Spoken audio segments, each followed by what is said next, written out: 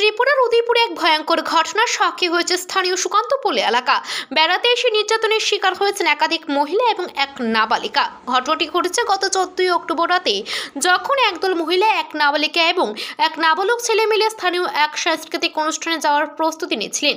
ঠিক সেই সময়ে রাষ্ট্রবাদী নেতা পরিচয়ধারী দুই ব্যক্তি সুমন রায় সরকার ও লিটন সরকারের নেতৃত্বে কয়েকজন দুষ্কৃতিকারী বাড়িতে ঢুকে মহিলাদের বিরুদ্ধে দেহ ব্যবসার মিথ্যা অভিযোগ তোলে এবং তাদের উপর অকথ্য নির্যাতন চালায়।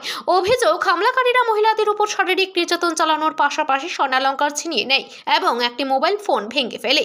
শুধু তাই নয়, উপস্থিত এক নাবালিকা মেয়েকে ধর্ষণের চেষ্টা করা হয়। প্রাণ বাঁচাতে নির্যাতিতারা কোনো মতে ঘটনাস্থল থেকে পালিয়ে যায়। পরদিন তারা উদয়পুর মহিলা থানায় অভিযুক্তদের বিরুদ্ধে লিখিত অভিযোগ দায়ের করেন। থানা সূত্রে জানা গেছে, অভিযুক্তদের বিরুদ্ধে ভারতীয় দণ্ডবিধি BNS 331, 70-1, 117-2, 109, 324-4, 304, 351, 3-5 ধারায় মামলা নথিভুক্ত হয়েছে। এইসব ধারায় জামিন অযোগ্য এবং গুরুতর অপরাধের অন্তর্ভুক্ত। কিন্তু অভিযোগ এতদিন পার হয়ে গেলেও আরকেপুর মহিলা থানার পুলিশ অভিযুক্ত সুমন রায় সরকার ওরফে মান্ত এবং লিটন সরকারকে গ্রেফতার করতে পারেনি বা করেনি। নির্যাতিত মহিলাদের অভিযোগ, অভিযুক্তরা রাষ্ট্রবাদী রাজনীতি ছত্রছায়ায় নির্ভয়ে ঘুরে বেড়াচ্ছে, আর পুলিশ প্রশাসন তাদের গ্রেফতারে নীরব ভূমিকা পালন করছে। এক নির্যাতিতা সংবাদ মাধ্যমের মুখোমুখি হয়ে বলেন, যদি কেউ বলে রাজ্যের মহিলারা আজ সুরক্ষিত, তবে সেটা সম্পূর্ণ মিথ্যা। আজ আমরাও এই পুরুষতান্ত্রিক সমাজে বারবার নির্যাতনের শিকার হচ্ছি। পুলিশও এখন রাজনৈতিক প্রভাবশালীদের ভয় পায়।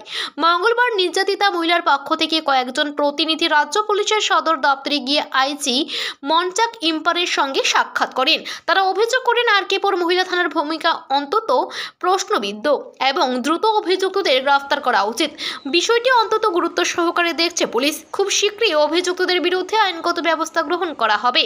রাজ্যের প্রশাসনিক মহলে প্রশ্ন উঠেছে, যদি পুলিশের রাজনৈতিক প্রভাবের ভয়ে নির্যাতন মামলার অভিযুক্তদের গ্রেফতার করতে দেরি করে, তবে সাধারণ মানুষের নিরাপত্তা কোথায়? নারী নিরাপত্তা নিয়ে সরকারের দাবি আর বাস্তবতার মধ্যে এই ঘটনার পর আবারও বড় ফারাক স্পষ্ট হয়ে উঠল।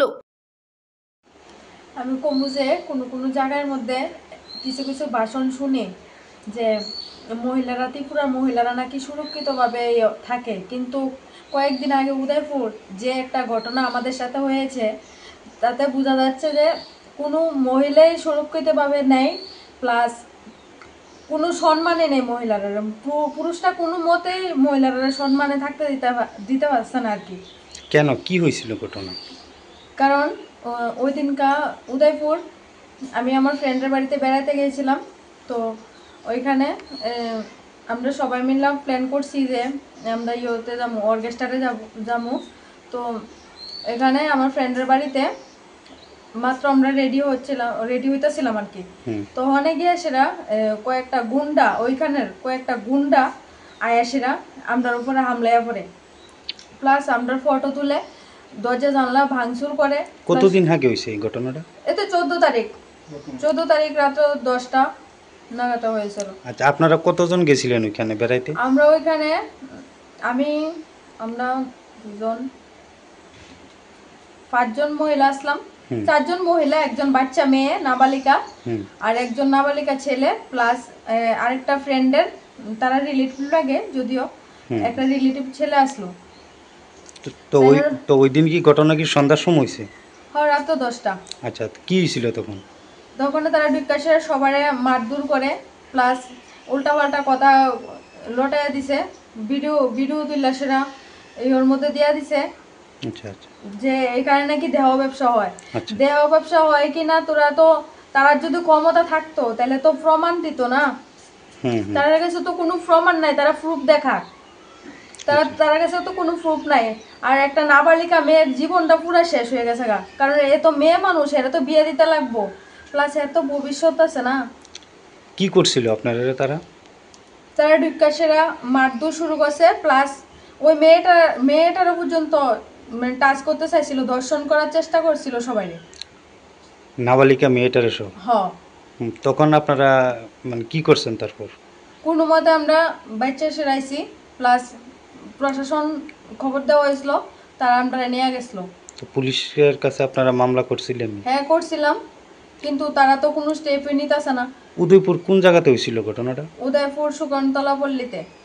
আচ্ছা, তো পুলিশ মানে মামলা নেওয়ার পর তারা মানে সবকিছু ওকে হয়েছে, সবকিছু মেডিকেল টেডিকেল সবকিছু কমপ্লিট, কিন্তু তারা এখনো ইয়ে করতেছে না।